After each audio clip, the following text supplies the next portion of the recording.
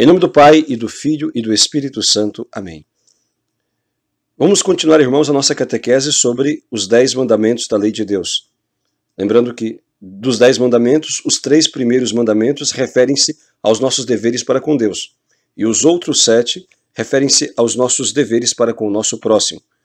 Sabendo que em todos os mandamentos existe uma parte positiva, onde Deus nos manda fazer algo, nos determina a fazer algo, e uma parte negativa, onde Deus nos proíbe fazer alguma coisa.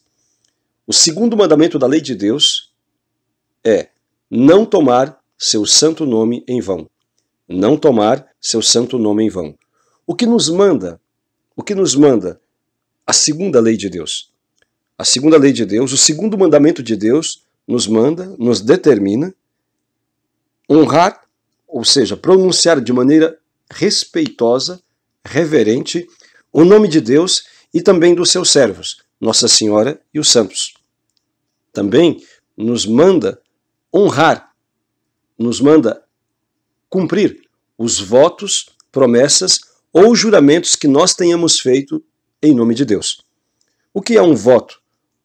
Um voto é uma promessa feita a Deus de uma coisa boa e a qual nós sejamos capazes de realizar para obter uma graça, um benefício para nós ou para outra pessoa, para reparar algum mal que nós tenhamos feito ou que outra pessoa possa ter feito, ou simplesmente para honrar a Deus. Os votos são feitos diretamente a Deus. Não se fazem votos a Nossa Senhora ou aos santos. E as pessoas que fazem os votos devem ser elas mesmas a cumprir os votos que fazem. Há pessoas que são muito boas para fazerem votos para outros cumprirem, mas isso é absolutamente inválido. Ninguém tem a obrigação de cumprir votos que outros fizeram para ele. Cada um cumpra os votos que fez. Se a sua tia fez um voto para você cumprir, se sua mãe fez um voto para você cumprir, se o seu amigo fez um voto para você cumprir, sem que você tenha sabido, querido ou consentido, então você não tem nenhuma obrigação de cumprir aquele voto. Tem obrigação de cumprir o voto aquela pessoa que o fez. É muito importante que as pessoas, antes de fazer votos, consultem, se orientem com o diretor espiritual ou com o confessor, a fim de não fazerem votos extravagantes ou votos inócuos ou desnecessários. E se a pessoa fez algum voto no momento, é muito comum as pessoas, no momento de desespero, de grande dificuldade, ou mesmo de grande empolgação, fazerem votos ou extravagantes, ou impossíveis de serem cumpridos, ou muito difíceis de serem cumpridos. Quando acontece isso, por exemplo, a pessoa faz um voto de ir até o santuário a pé que está a 500 quilômetros da sua casa. Certamente será muito difícil que essa pessoa cumpra esse voto. Outro faz, na sua empolgação, em um momento de retiro espiritual, etc., faz um voto de rezar todos os dias 10 terços. A pessoa vai ter dificuldade para cumprir. Um outro faz um voto de nunca mais na sua vida comer carne, por exemplo, e assim por diante. Se a pessoa faz um voto muito difícil de ser cumprido no momento de empolgação ou de grande necessidade, e ela vê que não é capaz de cumprir ou não poderá cumprir sem muitas duras penas, ela deve fazer a comutação desse voto, ou seja, deve falar com o seu pároco, não com outro pároco, deve ir na sua paróquia, falar com o seu pároco ou ir diretamente ao bispo e de explicar o que fez e pedir a mudança do voto. Porque o não cumprimento de um voto constitui um pecado. Por isso, atenção, todos vocês, todas as pessoas que já fizeram votos, ninguém é obrigado a fazer votos, mas se faz, deve cumpri-lo. E se não é capaz de cumprir, vá ao seu bispo, ao seu pároco e converse com ele, a fim de que haja uma mudança. Por exemplo, aquele que fez o voto de ir a Aparecida, que é 500 quilômetros da sua casa, ir a pé. Então ele não é capaz de cumprir aquilo. O seu pároco, ou o bispo, ou mesmo o vigário, com o consentimento do pároco, poderá, então, mudar aquele voto. Ao invés de ir a Aparecida a pé, ele pode mudar para que reze um rosário, ou para que faça uma cesta básica e dê aos pobres, ou para que faça um outro ato de caridade, ou alguma outra o tipo de oração e devoção. Depois, a pessoa que faz votos, ela deve procurar observá-los sob pena de pecado. A quebra de um voto pode ser um pecado leve ou um pecado grave, a depender da importância do voto que foi feito, da extensão do voto que foi feito, do objeto do voto que foi feito. Depois, também é necessário cumprir as promessas, que é basicamente a mesma coisa que os votos, e os juramentos. Mas o que são os juramentos? O juramento é invocar a Deus como testemunha de algo que você tenha feito, de algo que você deseja realizar, ou de uma verdade que você quer fazer crer. Por exemplo, você pode jurar por Deus que o seu filho foi batizado. Você não está encontrando o batistério. Mas a igreja pode pedir, então, faça um juramento, dizendo que, de fato, o seu filho foi batizado, que o seu irmão foi batizado, que o seu afilhado foi batizado. Então, isso pode ser feito. A igreja mesmo utiliza desse expediente quando precisa saber algo sério. E não há outro meio do que a palavra de alguém para poder, então, chegar ao conhecimento da verdade. Também pode ser feito um juramento para a realização de algo bom. Por exemplo, eu juro que irei fazer esse ato de caridade hoje. Pode-se fazer, mas deve-se evitar juramentos vãos, como iremos falar na segunda parte, que são as negativas, a parte negativa, as proibições deste mandamento. O que nos proíbe este mandamento? Nos proíbe a blasfêmia. O que é blasfêmia?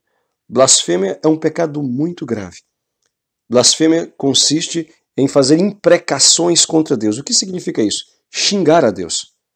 Maldizer a Deus. Dizer impropérios, quer dizer, xingamentos contra Deus ou contra os seus servos, a Santíssima Virgem e os santos. Trata-se, repito, de um pecado muito grave.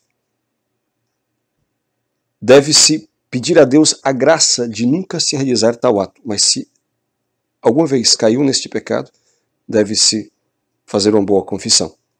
Recordando também, quando Nossa Senhora apareceu em La Salette, em 1846, uma das razões das suas lágrimas tão abundantes era justamente as blasfêmias contra Deus.